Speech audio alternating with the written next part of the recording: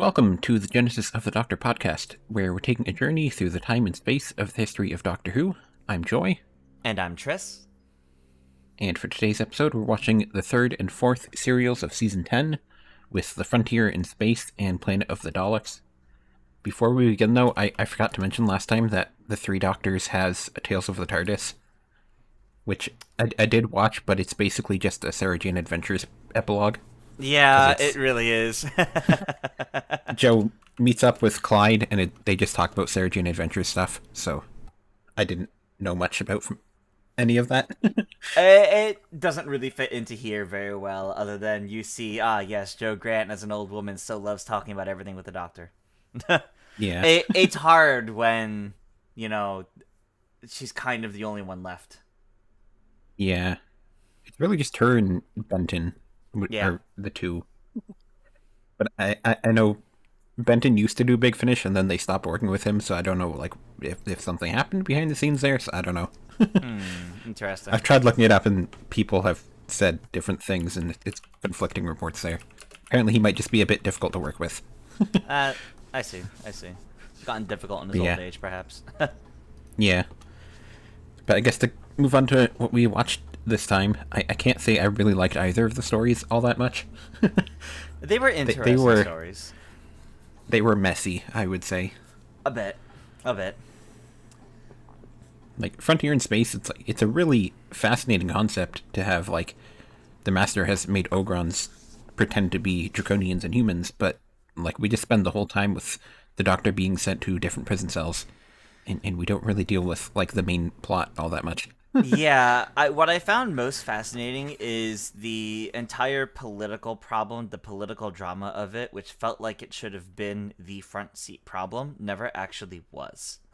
It was always the back seat problem, and the main issue was the Doctor and Joe needing to reunite, get out of the situation, and of course, halfway through the story, when the Master is revealed to be involved, then stop the Master. Although it's quite funny that technically part of how they were able to get out of the situation is thanks to the Master.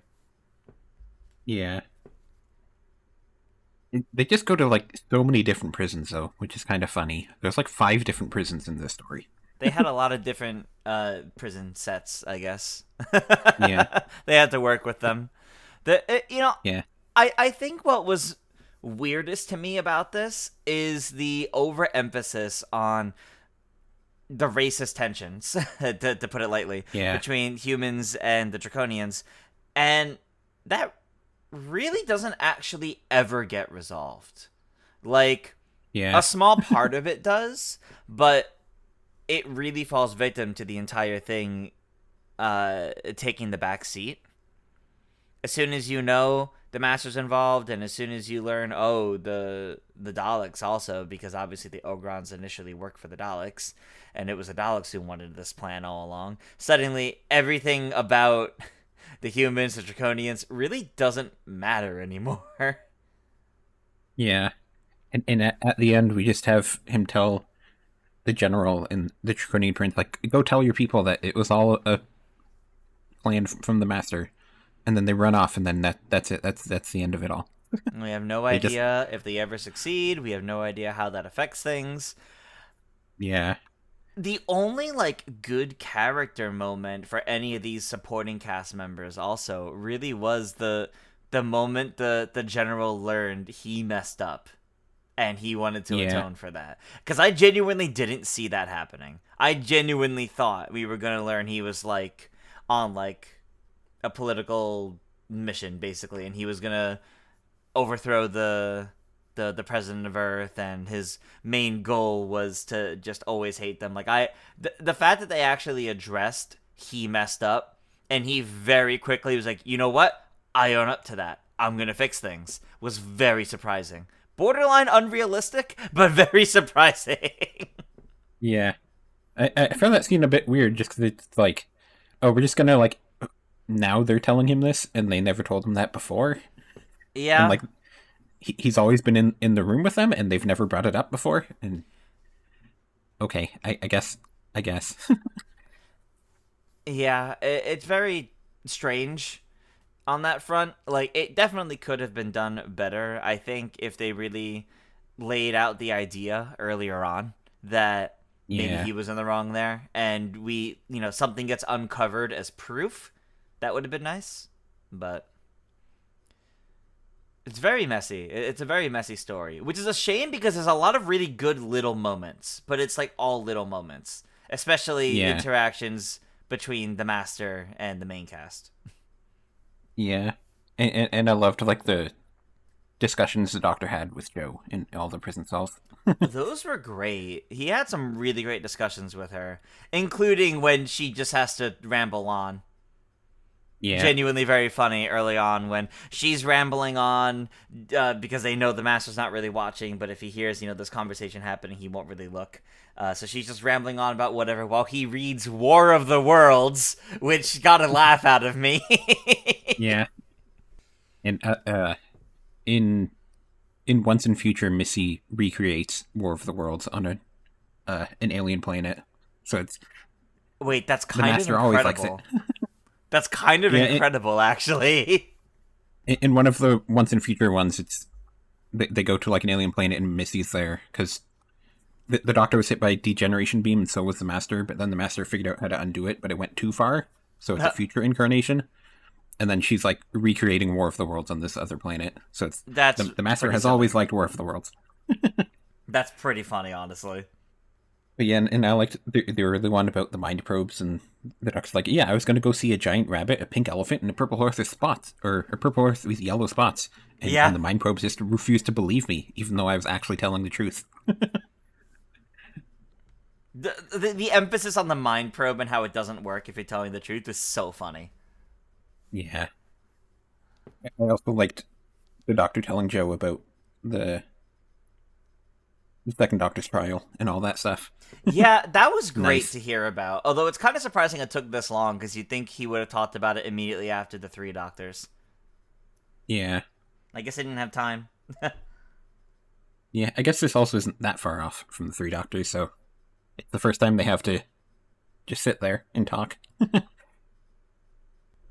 Apparently this was originally supposed to be one 12-parter, and then it was split into two 6-parters, which is why they're like sort of connected. Yeah, you can kind of tell. I was surprised at how like it directly led into Planet of the Daleks because we haven't really had that in quite some time. Yeah. So it was cool to see, but it also felt like it was very unfortunately knitted together on that front. Do we know when exactly relative to this Roger Delgado passed? Because his last scene felt like he wasn't there to film it, so they had to improvise it. They had to do something quick with it. He passed away. It was like 2 months after this aired, so they would have been able to film stuff. Because the way the very, very end of this story, the way the Doctor and Jo escape into the TARDIS and stop the Orgons, the way the Master kind of just disappears from all of that feels very strange. It legit felt like they just couldn't film a final scene with him, and they skipped past it. Yeah, the whole final episode of this was just really weird. I feel. The Master shoots the Doctor, and then it's just, the Master's just gone. All the Ogrons are also just gone now. It's just, okay, it's just no resolution to anything. There was no resolution to it. There was no... What's the best way to phrase it? There was no real alleviation of the stakes either, because it leads right into the next story. However, it's so disconnected outside of the Daleks were behind it that it doesn't really work very well. Yeah. Apparently the final episode of this is one of Peter Capaldi's favorite episodes, though. I can't say I understand why. He said that he likes how it reveals that the Doctor realizes he's been in political intrigue and there's a whole conspiracy here. But I don't think I fully agree with him on that one. I also feel like he's realized that before the last episode. Yeah. I found the characters just so annoying in this story because the Doctor knows what he's talking about in episode 1, and then just they don't listen to him until the end of episode 5. Constantly. You just have to wait. Yeah, it definitely feels like it's an episode that just spent too much time on stuff it didn't need to spend time on, and then not enough on what it needed to spend time on. Was my overall thought on how messy it was. Yeah, there needed to be better emphasis on what what what was relegated to more of a back plot as the main plot.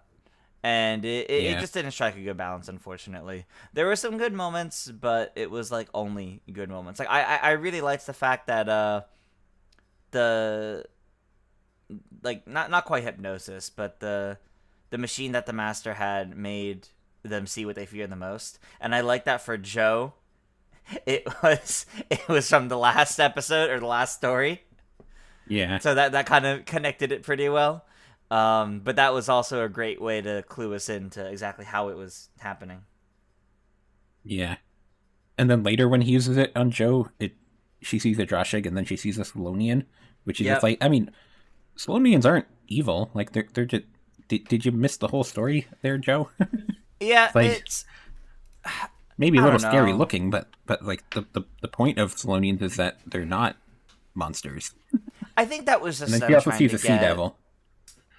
I think it was just them trying to make use of what they had, of like actually Yeah, having access to the props and just trying to do something quick with it. Really. like when in the Mind of Evil, the Doctor saw.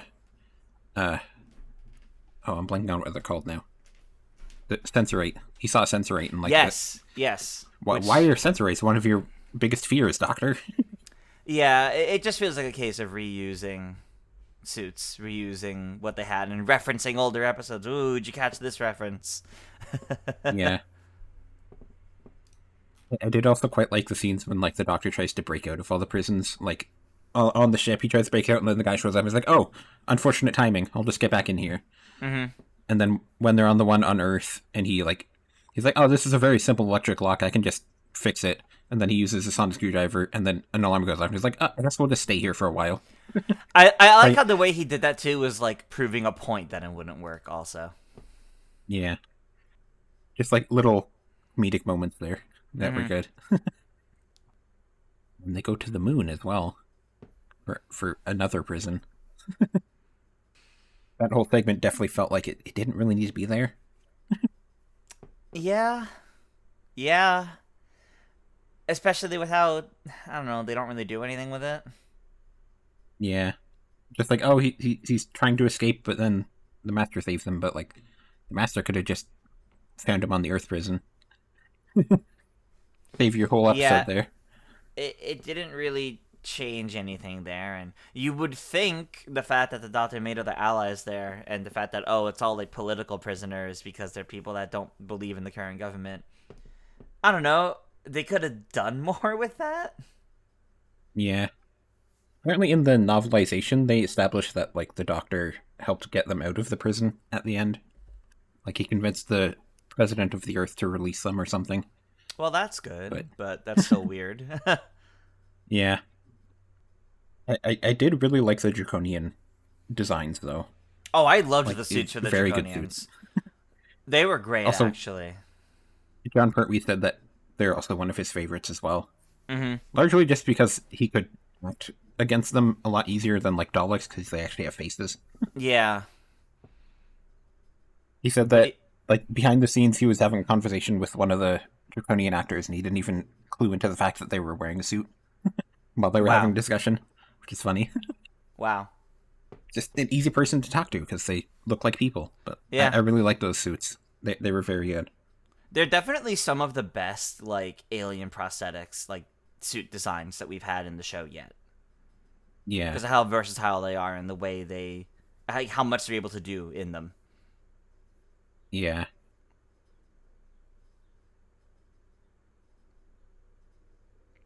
Do we ever get Draconians coming back again after this, though? I don't know. I don't think so. Like, they felt pretty big, so it felt kind of weird that like the role they played felt pretty big. So I was honestly kind of expecting like they were going to be some sort of recurring aliens that you see, but like I don't think they ever actually come back outside of like audio stories probably. Yeah, I looked it up, and apparently this is the only television episode. That's crazy. There are home videos, I guess, that they were in, but they're not mostly Big Finish. So like the stuff that were made by like other companies during the wilderness years, they appeared Yeah, in, that's and then fair. otherwise That's the fair. Big Finish in novels, in comics. How did we feel about the the Ogrons talking? Felt like they were just like, oh, we just want to make them sound stupid. Yeah, I don't remember them talking before, so it caught me off guard that they were talking here. But the extent of which they do is pretty funny, and I do really like the Yeah, Master and his banter with them because it was pretty silly. yeah. When he says like, that's the only ship that's going to Earth, and he's like, we're going to Earth. Well, yeah, because we're We're following going them. to Earth, yeah. That was a great exchange because it was like, we're going to Earth. Yeah. I think there were some good master moments in this, though. Like, I Yeah. also quite liked when he was like talking to the Draconians, and then he has to like praise the concept of peace, and the doctor's like, "Are you feeling okay, Master?" Are you feeling all right, old Like, chap? yeah, I there were love good moments. the moments he has when he has Joe kidnapped, where he's trying to break her and then lures her into a trap. I think the respect for her that he has is actually very fascinating compared to how we typically see the Master interact with companions nowadays. Because you can Yeah, tell he genuinely respects her and like who she is, but he wants to break her because of like the role she has for the Doctor, the how close she is to the Doctor, and how she can be an easy trap for the Doctor. But the fact that he respects her, he still calls her Miss Grant the entire time. The fact that yeah, he concedes defeat to certain plans, and it's like, oh, I'll have to come up with something better. Like, there's a level of yeah, respect there that's really like nowadays you would never really expect to see from the Master in that way. You kind of to varying degrees do, but the Master has become too unhinged to do it in the same way that it was just like very appreciated. Like he's very like, it sounds so weird to say, he's a respectful villain here. Like he feels like he has his yeah, own code to follow. He has his he's like a lawful evil kind of villain here. And yeah, there's just something about it that the moments he had with Joe, especially near the end of the story, I think were really, really good because it was good analysis of what he understands about her and what she understands about him, and when it puts them at a stalemate. yeah. I agree. And then modern doctors are all like, humans are good pets. That's all they are. Yeah, yeah, Modern Who masters are like that. yeah. Even Missy says that. Exactly. Like Missy has kind of a respect for Bill, and Sacha Dhawan's master kind of has a respect for Yaz, but it's nowhere near like this. Yeah.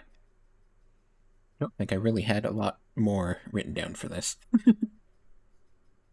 Yeah, I think that's basically everything I have. The only other thing Oh, I have to note personally is I wish the President of Earth did more because General Williams kind of like made like a very noted points to her that like there's only so much she'll be able to do during times of war, and they like held that over her head a lot, and I was waiting for her to say like, no, I'm the president, we're doing this, like making executive yeah. decisions, and she never really did.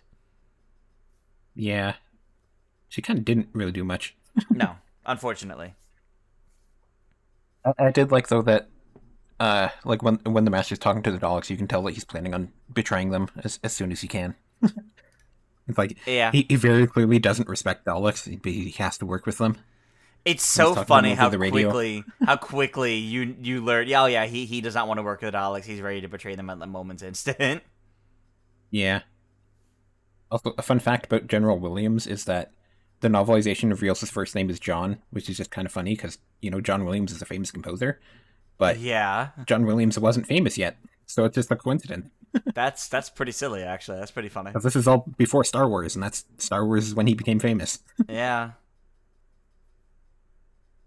that's a neat Funny behind the scenes coincidence detail. there. Yeah. Are there any other like notable or interesting behind the scene details from this story? Or Apparently, it was originally supposed to be Cybermen instead of Oruns, but like I don't think it even got to the scripting phase before they decided to swap them out. But it would have been fascinating to see like the Master working with Cybermen, but I guess they just didn't want to do that. yeah, they would. Yeah, they decided to save that for Modern Who, where most of the modern Master stories are with the Cybermen now. Yeah, Missy worked with them multiple times. I guess technically, John Tim's Master did in Peter Capaldi's era. Mm-hmm. And then Sasha Master technically is partially Cyberman. Yeah. Because he absorbs, like, the thing, whatever it's called. Yeah. Yes, we can move on to overall thoughts on Roger Delgado's Master, because this is his ending. Because, yeah, he passes away, like, I think it's like the week of the finale of this season is when he passed away, when it was airing. So. Yeah, and that's so unfortunate, because I really like his Master. I love how, like, classic cartoon villain he is. Like, classic cartoon, lawful evil villain. Like, he's done so well. And he's always the highlight of, like, every story he's in. Yeah. Partially, it's sad that, like, I don't think a lot of his stories are really all that great outside of him. Like, I think he does a very good portrayal of the character, but I think it's just the writing doesn't really meet him halfway sometimes. It's not a very compelling story, but it becomes compelling because he's there, essentially. But he really is such, like, a delight in every story he's in. Like, he really is, like, that spotlight gets put on him, and he is the star. Yeah. He is the best part of the stories that he's in. And he works so well with John Pertwee as well. It's a very great dynamic between the two of them. I would say my favorite episodes of his would probably be Mind of Evil and Claws of Axos. Would probably be the two I would say are his best. Those were both really good. I don't know which one I would say is my favorite with him, because I think I don't know, I just think he brings such a good performance in so many of them, but it's hard to say, like, the stories themselves, if that makes sense. Yeah. Really just like he just interacts with everybody so well, and it's just he's always well written, even if like the episode around him isn't always the best. Mm-hmm. Yes, we have a few seasons to go before we'll see another Master. Yeah, it'll be a little bit. Yeah. Season 14, we get one Master story, and then season 18 is when Anthony Ainley's Master shows up and sticks around. Mm-hmm. He never misses any, like, he's with every Doctor from this point forward. In Classic Who, at least. That makes sense. With, Fourth Doctor's final season is when Anthony Ainley shows up as the new Master. Yeah, I really liked his portrayal of the Master, and it's unfortunate he never really got, like, a really, really good story, I would say.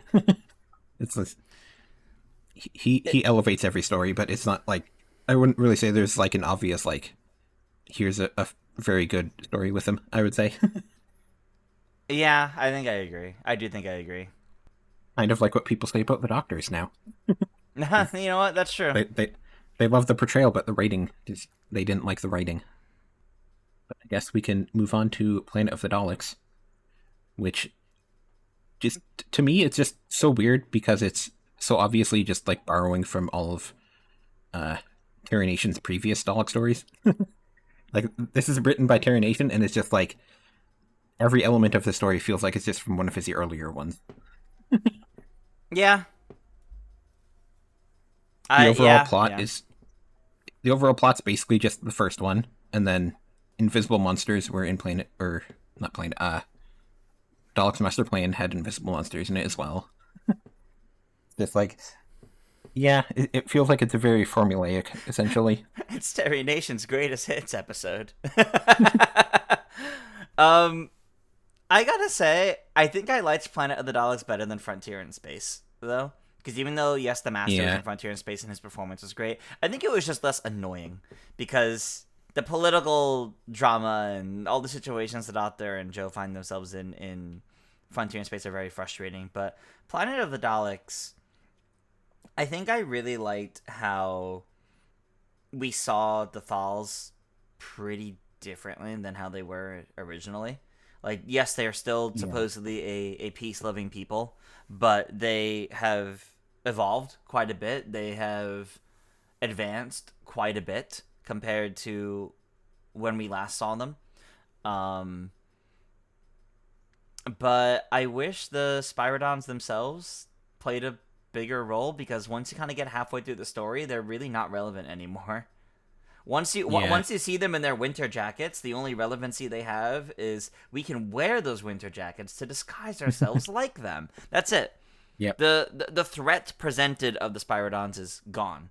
And after the one time of the Daleks being invisible like the Spyrodons, you never see them invisible again. Yeah. Like the cliffhanger of episode 1 is an invisible Dalek, and then like at the end they say like, oh, but if they master the invisibility, then they'll be unstoppable. But we never see one using it. Yep. So it's a bit messy. It's unfortunately a bit messy. And I think it's just unfortunate just because like the last few Dalek stories have been like really fascinating concepts, and then we get to this one and it's just, oh, we're just going right back to the original concept and we're just not really doing anything different. Yeah, that's fair. Which I guess I was really hoping, given that we were dealing with the Daleks versus the Thals again, we were gonna really see a lot more about like who the Thals have become after all this time. Yeah. Not really. I guess if you come at it from the perspective that like home videos didn't exist yet, so like people who didn't see the original Dalek story are seeing this one without knowing any of that. That's true. From that perspective, like it would work better, but obviously when you're doing a marathon and you hit this and you're just like, oh, it's just formulaic from like all of Terry Nation's previous stories, it's not the best. Yeah, I hear you. I would say in this one as well, though, it's like the Third Doctor speeches are the highlights of the story. Oh my god, he has some really great speeches in this, and I love like when he's saying goodbye to the Thals, when he talks about like don't glamorize war. There's just something really, really profound about that one. I think Terry Nation does write the Third Doctor well out of this story, because there's don't glamorizing war at the end, and then there's like what courage is when they're in prison. Yeah, which is also very good. Courage isn't about not being afraid; it's about being afraid and doing it anyways. And like that, very, very well done. Yeah. No, 100%, 100%. I think it's really cool too how we're really seeing some fantastic moments in the Doctor and like traits that we always know him to have in speeches like these. Yeah, almost very Peter Capaldi like. With his speech about hating war and all that in the Zygon stories. Yeah, which is one of my favorite speeches in the Doctor ever. So yeah. But I think it's neat too how like with this far into the Third Doctor, and I'll definitely talk about it more come the end of the Third Doctor, but with 12 being my favorite, I see so much of how 3 inspired 12 in the portrayal and everything. And I know Peter Capaldi's a big fan of John Pertwee. Yeah, it shows. there is a picture of him wearing the jacket from this story in particular as well. It's a good jacket. Apparently they were trying to get the jacket included in his final story, but I'm not sure if it actually did make it into the final episode. But apparently they wanted to put it like on a coat rack in the TARDIS, and I don't know if it ever shows up in there. I don't know if we ever see it. I don't know. I'd have to go watch the story again. I don't believe it does. Things like that, though, definitely do start showing up much later on when we have, like, the memory TARDIS. Yeah. That just includes everything. Yeah, exactly. And a fun fact about this is that this is actually the first time we've had a Dalek story where it has the exact same regular cast as the previous Dalek story. Or no, it's the second time, because the first time was Dalek Invasion of Earth. And then Yeah. we've always had at least one different character every time. And I then see. that I see. doesn't Yeah. happen. That never happens ever again until The Magician's Apprentice Oh with the wow. 12th Doctor. There's always That's at kind of least one crazy, person actually. different. And then I did find it funny how the Supreme Dalek is just so obviously higher budget than all the other ones. Yeah. And You know, the reason for that is it's from the movie. It's a movie Dalek that they repurposed for this. Oh, that checks out. That makes And then the other ones sense. are. And it also has like the bulbs on it, which is the first time we've seen one with the bulbs in the TV show, which is now the standard. I Like it needed has the to bulbs ask instead of like too. the.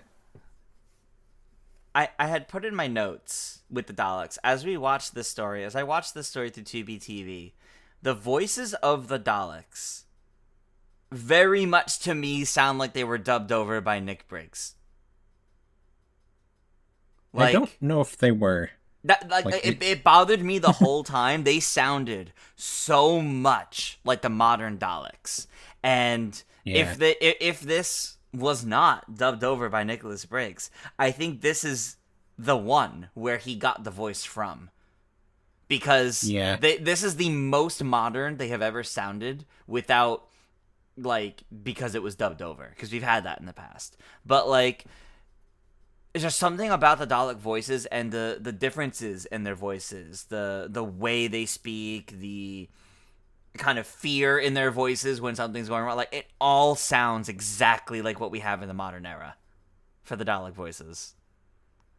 yeah. I'm not sure if that's what they did on Tubi TV or not. Mm-hmm. It was definitely all one voice actor though, which you could notice at times where you had to pay attention to which Dalek had bulbs to tell who was Yeah. talking. Whereas previously they had multiple voice actors for most of the Dalek stories. Yeah, I'm looking at the TARDIS wiki page and it doesn't say anything about there having been uh like a Nicholas Briggs version. So I think it's just that's Okay. just the original Yeah. voices. So I think this is where the inspiration for, like, the modern voice that Nicholas Briggs provides started from then. Yeah. I just find it so funny though in these classic Who stories where you see them being like people are so physical with the Daleks in ways that they just don't do that anymore. Like they're like Yeah, grabbing them and throwing them around and all that, and like that doesn't happen in Modern Who. It's just so funny to we keep only seeing had it that happening.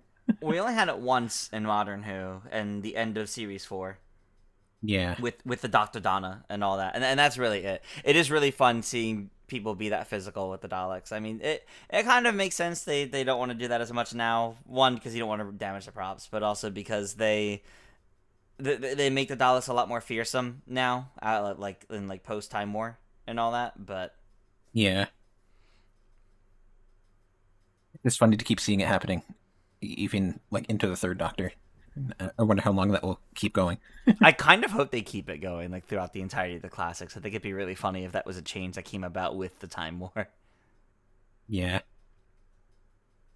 Well, I also found it so funny in the story how the TARDIS just has a bed that you press a button to extend it out of a wardrobe, and it's just like, okay, like why does it have this It, randomly here? yeah, the fact that we had a little bit of TARDIS lore here with, like, what other things he has in his TARDIS other than the main console, and it's like a bed and like a Yeah, cabinet, is kind of funny to me because that felt very out of nowhere. I do love the initiative that Jo takes at the start of the story, though.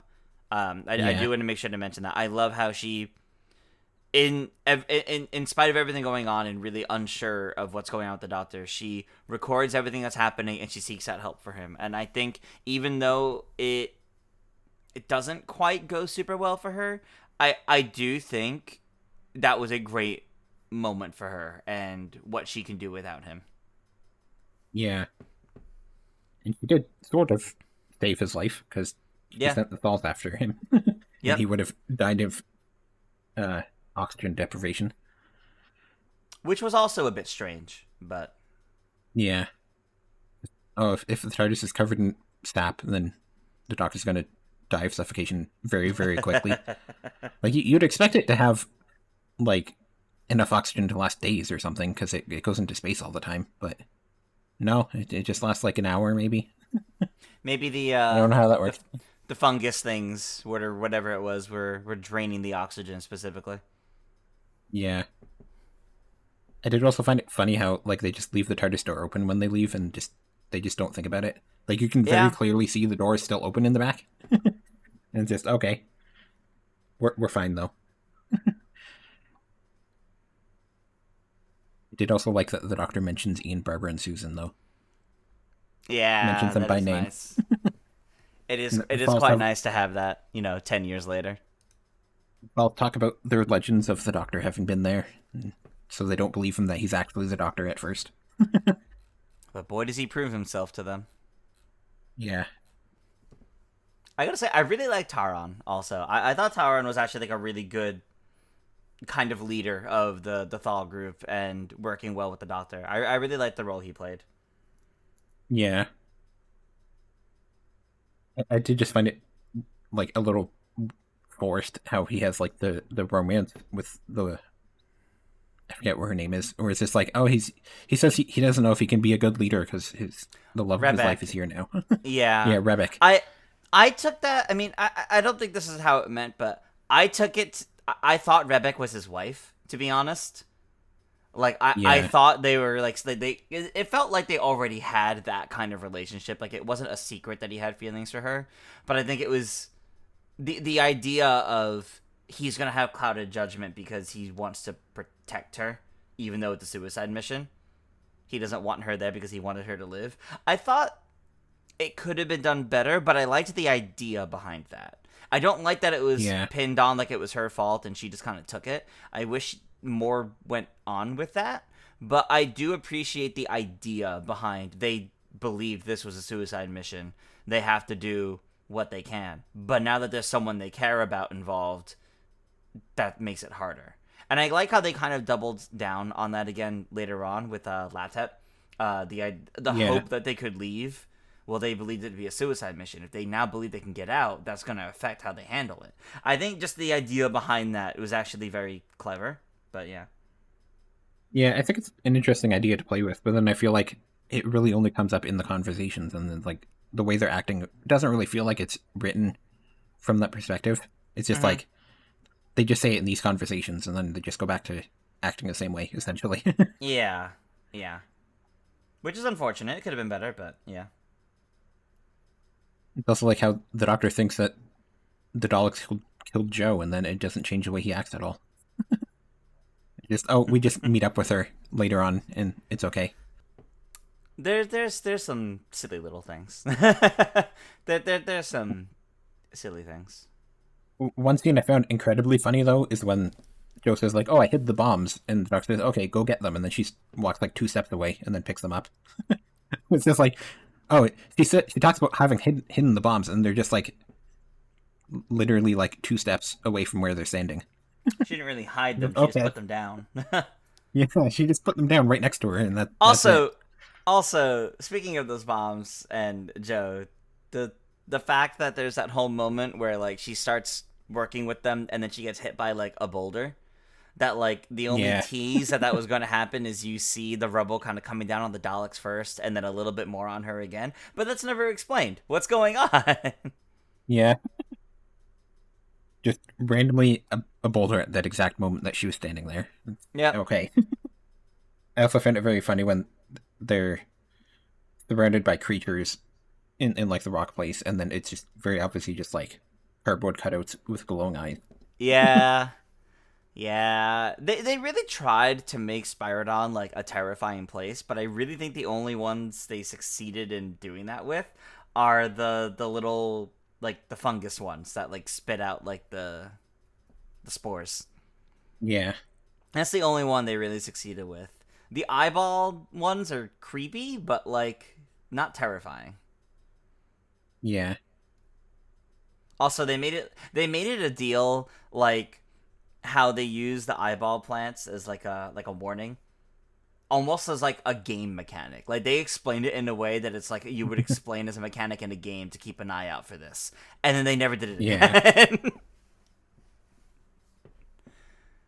And then we have the Daleks want to use a bacteria bomb to blow up to kill all life on the planet, and then Wester traps it in the room with them, and then at the end, the Daleks say that they're going to self-destruct the base, which would release the plague. But I just don't don't think worry it about would it. release if it exploded, because I think it would get destroyed in the fire.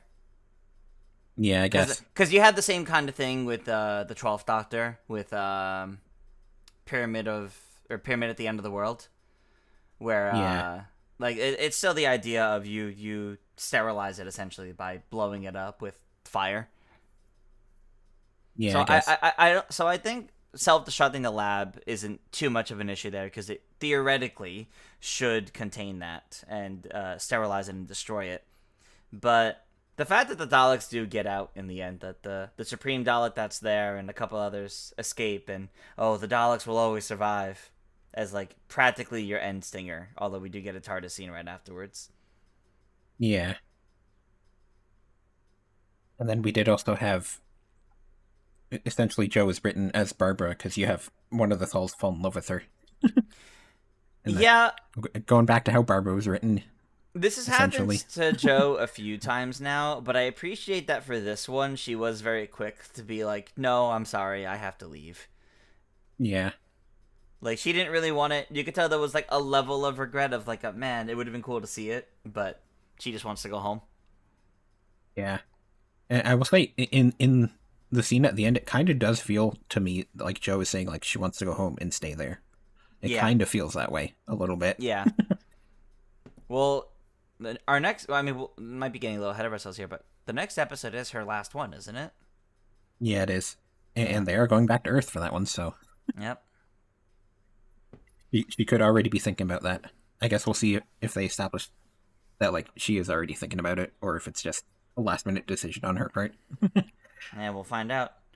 Because this season's been interesting with how like after the three doctors and they go off, suddenly like it's like he's trying to get her home but can't again, and I find that kind of funny because that was Yeah, not the premise initially.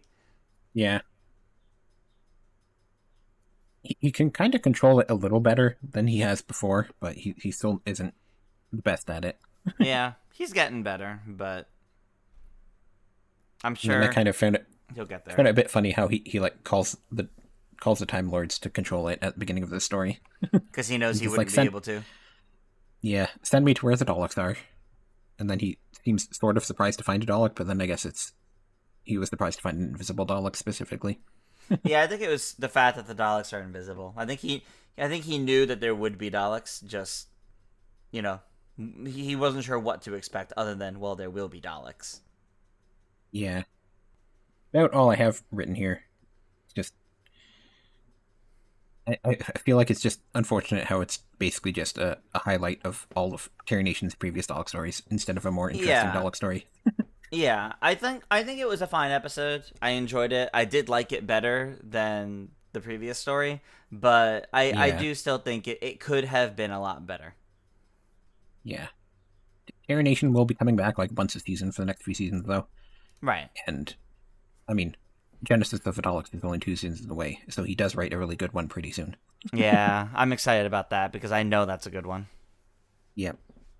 But I guess that's all we have to talk about these two stories. So, if you want to talk about what you mentioned last time, Yes, so this became a lot more interesting than I expected. So last time I mentioned that I was going to an event at a Doctor Who themed restaurant to meet Carol Ann Ford. They had like a whole like nice special like dinner with her planned. Unfortunately, like a few days before, she had to cancel. I think she also canceled the oh, convention around that she was also going to go to, but they got someone else instead. They got Wendy Padbury, who played Zoe, second Doctor companion. oh, nice. And so this was like a complete surprise, like 3 or 4 days before, like, oh, it turns out we're gonna be talking with her. And she had a lot of really great stories to tell. And I think the funniest one was just constantly like one of the first things was like, oh, what was the hardest day on set? She goes, oh, anytime I had to work with Frasier. Like they're like best Nice. friends basically, but like the way like they joke about that is so funny. Yeah.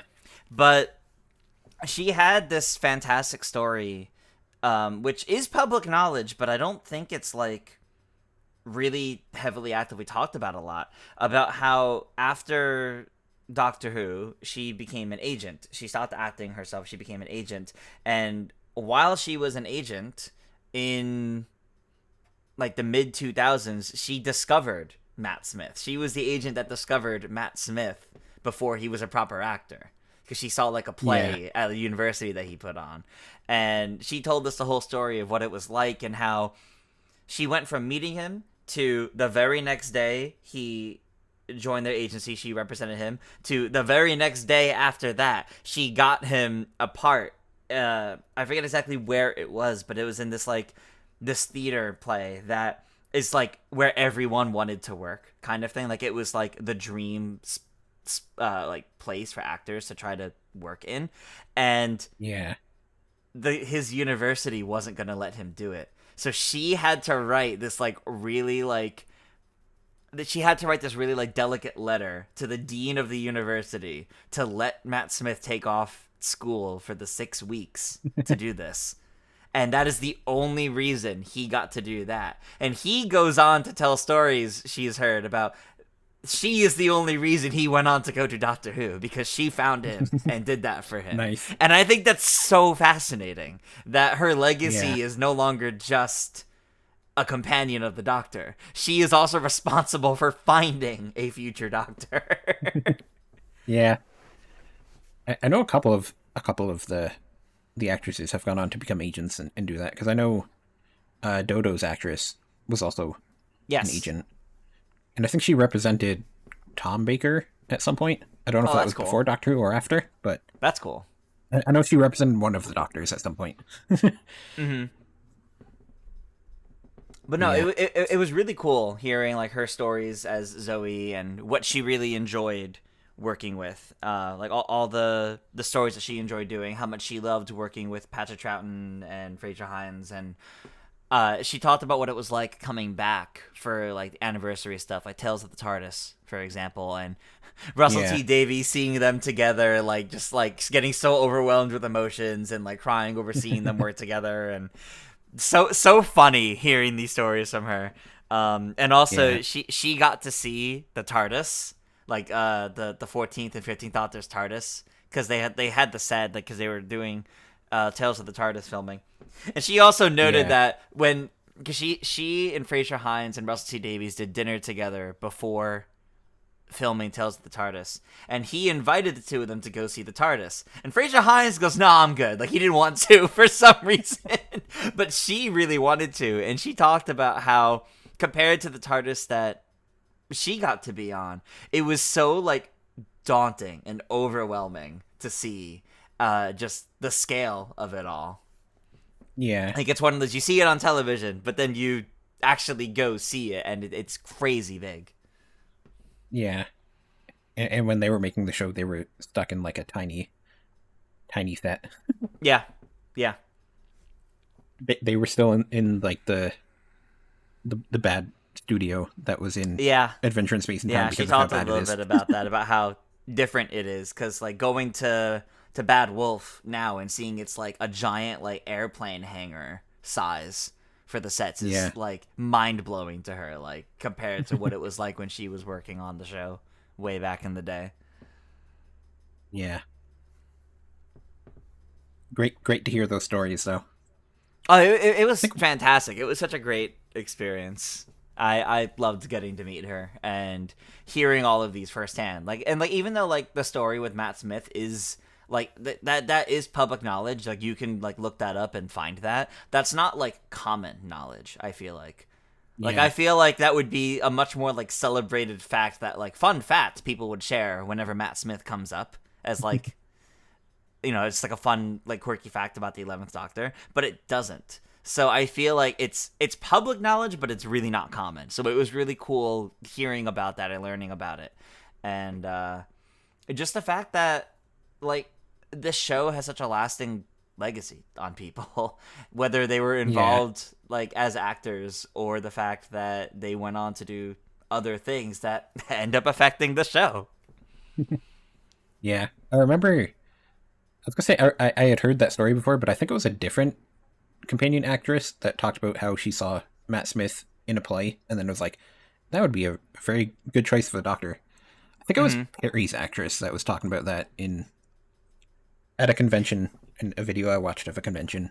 That's entirely possible, yeah, because I think I mean he did a lot in plays at first before, like this wasn't like just before Doctor Who. This was like several years before. Like I think Wendy was saying like when she discovered him, he was like maybe 20 because he was still in the middle of university. He wasn't done yet. So yeah. So this was like quite a few years before. So I want to say. I think he was like 25, 26 when he did Doctor Who, so it was a good, like, 5 years before. Yeah.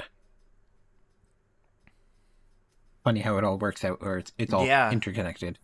Yeah, seriously. It's fascinating. It's fascinating. I guess there has been a little bit of news in that, I think, like, one of the leads of the BBC has assured fans that, like, they are absolutely committed to keeping Doctor Who around. They said that, like, regardless of what happens with Disney, the BBC is going to continue with Doctor Who, so you don't have to worry about it being canceled. And they also mentioned in that you should look forward next year for War Between the Lands and the Sea, which means it is not coming out this year. Yeah, so I guess that's going to be our Doctor Who next year. 5 episodes. Yeah. And it's a spin-off. So I guess I feel like it was originally supposed to be this fall, but I think with the way everything's shaping up, they might have gotten it pushed to next year. Not because it needed more time, but I believe they got it pushed to next year so that there is something Doctor Who next year. Yeah.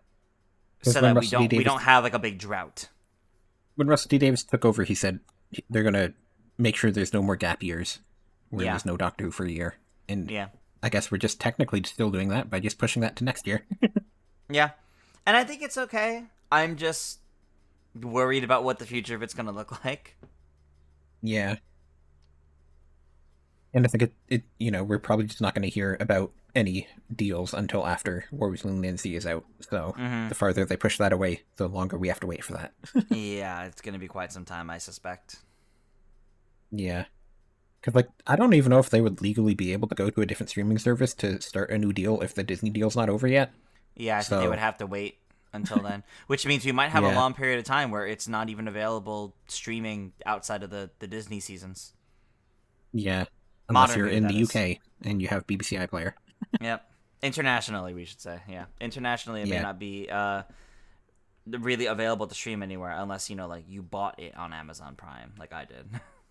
Yeah. Guess we'll just have to wait to see about all that. So, for our next episode, we will be watching The Green Death, which is a 6-parter, which is the finale of Season 10. With Season 8 and 9, we just kind of continued afterwards, but since Joe is leaving at the end of this season, and then the Third Doctor leaves at the end of next season, it's probably better to just have one story endings. Yeah, so we do the one Joe story next time. Yeah, and then we really reflect on Joe. Yeah, I think that works. Yeah. But yeah, The Green Death is what it's called, and it's a 6-parter. Alrighty. So if you would like to join us, we do also have a Patreon, so you can join it for just $1 a month to get into our Discord, where we'll encourage discussions between episodes about what we're watching, and you can also get early access to episodes. And then for $5 a month, you can watch live as we record, where we'll have a live text chat that we'll chat with, and you can tell us about how Frontier in Space and Planet of the Daleks are actually the best stories of Doctor Who ever. As a reminder, just make sure to watch The Green Death before our next episode. You can find that on BBC iPlayer or Tubi TV. And if you support us on Patreon for $1 a month, you gain access to our Discord, as well as early access episodes. I've been Joy. You can find me on social media at Joy Content. And I've been Tris. You can find me on most socials at ToonTris. And we'll see you next time. Bye. Bye.